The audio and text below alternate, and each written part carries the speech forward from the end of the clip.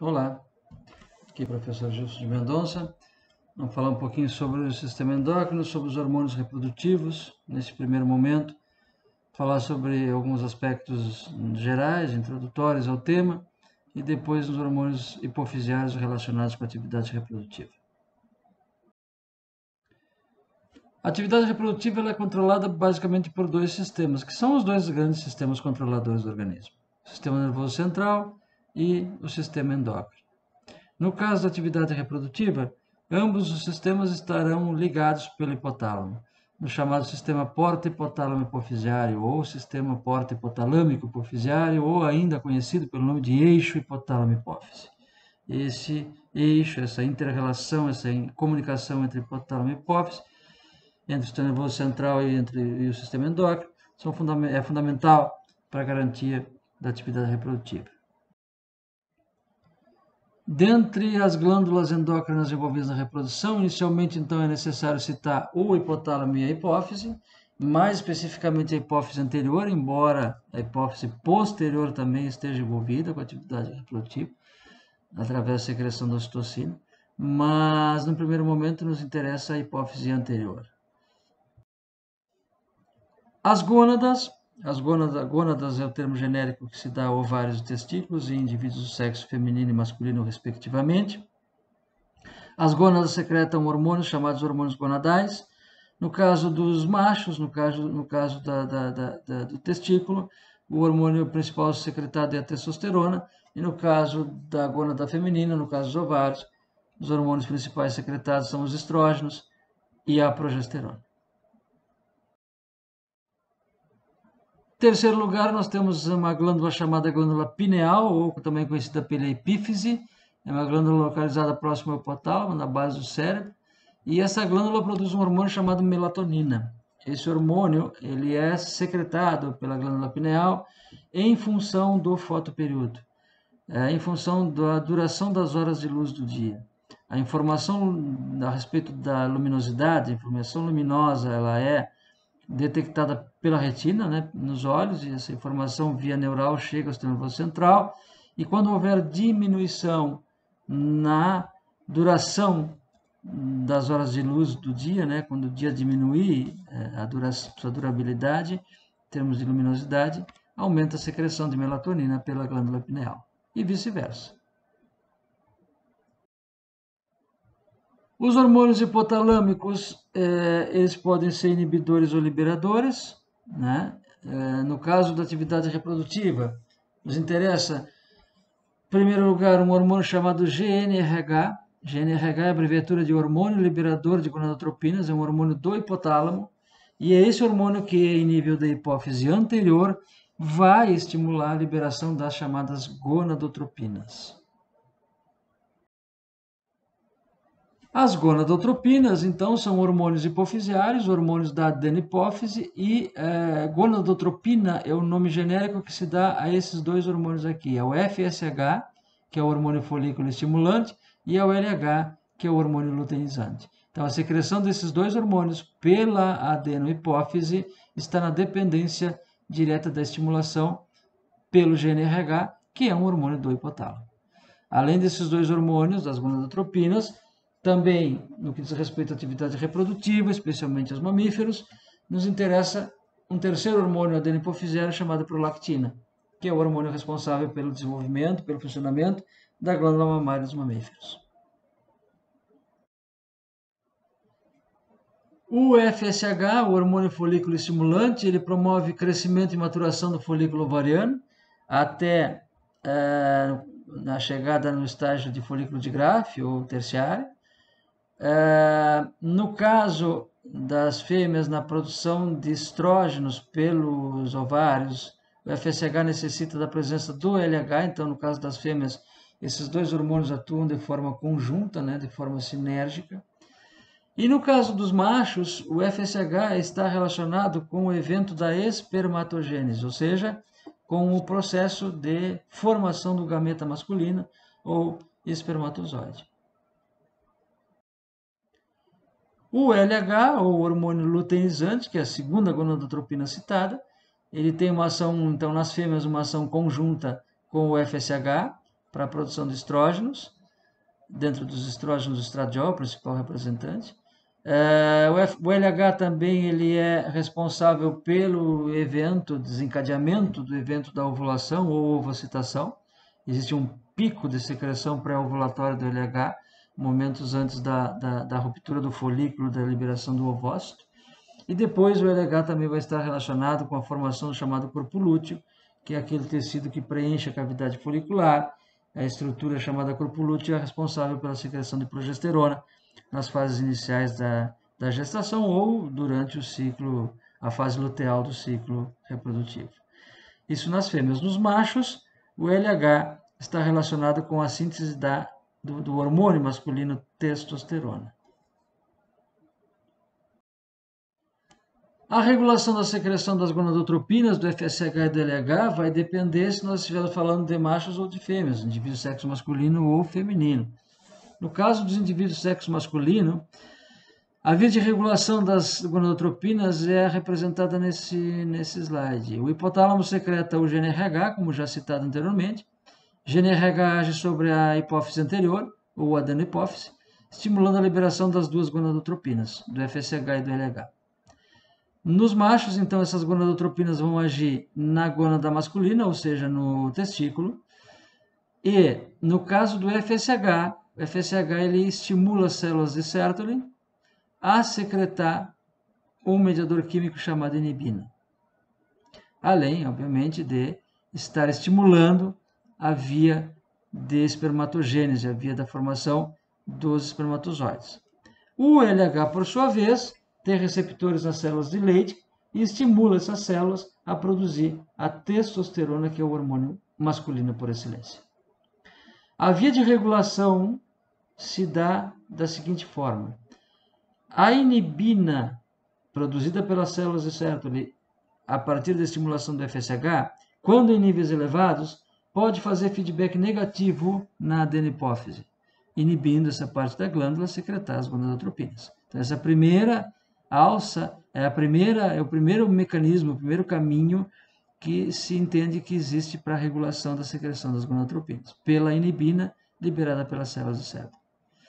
No caso das células de Leydig, que secretam testosterona, níveis elevados de testosterona também fazem feedback negativo na hipófise anterior e, igualmente, feedback negativo no hipotálamo, inibindo essas duas regiões a produzir e secretar os seus hormônios, ou seja, inibindo o hipotálamo a secretar o GNRH e inibindo a adenopófise a secretar as duas gonadotropinas, o FSH e LH. É mais uma via de regulação da secreção das duas gonadotropinas. Além dessas vias de regulação por feedback negativo, a testosterona em níveis elevados também pode apresentar efeito parácrino, ou seja, ela é secretada pelas células de Leydig no espaço intersticial, não no sangue, no espaço intersticial, e se difunde através do líquido intersticial e age em receptores presentes nas células vizinhas, chamadas células de Sertoli. Esse tipo de comunicação é uma comunicação parácrina. Essa ligação da testosterona com receptores nas células de Sertoli estimula essas células a secretar inibina, que, por sua vez, vai fazer feedback negativo também na adenopófise. Então, o resultado final é, em todas as vias, a inibição, a diminuição, no estímulo para a secreção das gonadotropinas. Essa é a via de regulação da secreção do FSH e do LH nos indivíduos do sexo masculino. Nos indivíduos do sexo feminino, a regulação na secreção do FSH e do LH é um pouco distinta. Vai depender da fase do ciclo reprodutivo que nós estivermos falando. Esse slide aqui é da espécie humana, mas vale para qualquer espécie animal. Nós temos, na verdade, durante o ciclo, nós temos duas fases principais, a fase folicular e a fase lútea. A fase folicular é aquela que se caracteriza pelo recrutamento e crescimento folicular e a geração do gameta, feminino. E a fase lútea é aquela que acontece depois da liberação do gameta, com a formação do corpo lúteo e a presença e manutenção desse corpo lúteo. Só que entre as duas fases vai existir um momento, que aqui, como seres humanos, é a metade do ciclo, em outras espécies animais poderia ser um outro momento, mas vai existir um momento entre as duas fases, entre a folicular e a lútea, em que nós teremos a ovocitação, a ruptura do folículo e a liberação do ovócito. Em cada uma dessas três fases, nós temos mecanismos de regulação da secreção das gonadotropinas, do FSH e do LH, distintos. Na primeira fase, durante a fase folicular, a estimulação para a produção das gonadotropinas é a já citada. O hipotálamo secreta GNRH, GNRH estimula a hipófise anterior a secretar o FSH e LH, FSH e LH estimula a gonadal feminina, no caso o ovário, a produzir estradiol. O estradiol em níveis elevados faz feedback negativo na adenipófise, diminuindo a secreção de FSH e LH. FSH e LH diminuídos, diminui o estradiol até um nível fisiologicamente baixo, onde desaparece essa alça de feedback negativo, retorna a secreção de FSH e LH. Esse é o mecanismo de regulação na secreção das gonadotropinas durante a fase folicular do ciclo. Durante a fase, aqui no caso meio do ciclo, mas durante aquela fase, aquele momento em que vai acontecer a ruptura do folículo e a liberação do gameta, neste caso o ovócito, a via de estimulação é a mesma para a secreção das gonadotropinas. GNRH, liberado pelo hipotálamo, estimula a adenipófise a liberar FSH e LH, e as duas gonadotropinas estimulam o ovário a produzir estradiol. Só que como nós estamos falando da fase do ciclo em que vai acontecer a ruptura do folículo e a liberação do ovócito, o estradiol passa a fazer feedback positivo na adenipófise. Na fase folicular ele fazia feedback negativo. Agora, próximo do evento de ovocitação, ele faz feedback positivo. Estradiol fazendo feedback positivo estimula a adenipófise a secretar o FSH e o LH. Mais FSH e LH secretados, mais estímulo sobre o ovário para secretar estradiol. Aumenta o nível do estradiol, mais feedback positivo. Isso aqui vai acontecendo numa crescente. Os níveis de gonadotropinas, na verdade, não decrescem nesse momento. Eles tendem a aumentar. E aí nós temos um pico secretório, tanto de estradiol quanto de LH, principalmente LH. E esse feedback positivo, essa estimulação positiva aqui, ela vai ser interrompida quando finalmente o ovócito maduro se romper e liberar o seu conteúdo, que neste caso o ovócito não, o folículo maduro se romper e liberar o seu conteúdo, que nesse caso é o ovócito. Acontecendo o evento da ovulação, ou ovocitação, esse feedback positivo feito pelo estradiol desaparece.